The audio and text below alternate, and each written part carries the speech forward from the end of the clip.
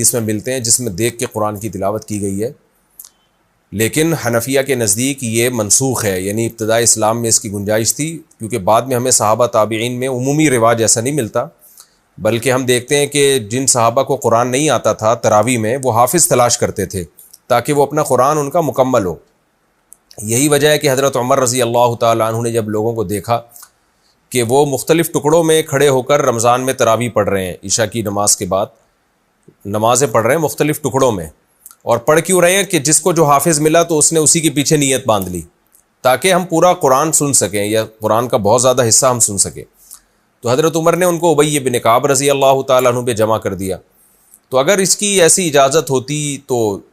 پھر تو دیکھ کے تو بہت سے لوگ پڑھ سکتے ہیں، تو ان کو کیا ضرورت تھی کہ وہ حافظ کو تلاش کرتے؟ تو اس لیے حنفیہ کا موقف اس بارے میں کمزور نہیں ہے، اور وہ یہی موقف ہے کہ دیکھ کے تلاوت نماز میں جائز نہیں ہے۔